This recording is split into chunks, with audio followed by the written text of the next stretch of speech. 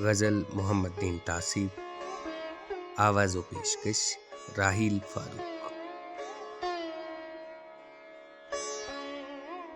गैर के खत में मुझे उनके पैगाम आते हैं, कोई माने कि ना माने मेरे नाम आते हैं।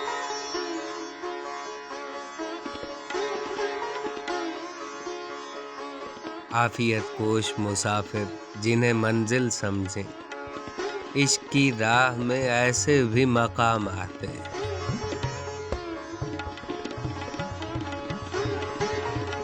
अब मेरे इश्क पे तोहमत है हवसकारी की, मुस्कुराते हुए अब वो लबे बाम आते हैं।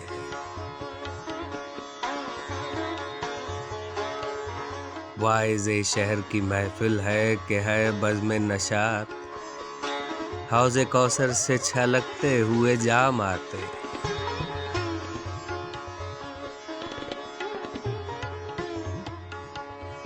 ये रहे शौक रहे इश्क है ऐ अहले हवस, मंजिलें आती हैं इसमें न मकाम आते हैं।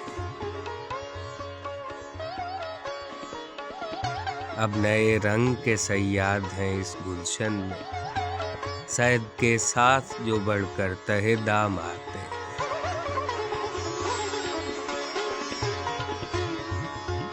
दावरे हश्र मेरा नाम-ए आमाल न देख, इसमें कुछ पर्दा नशीनों के भी नाम आते हैं।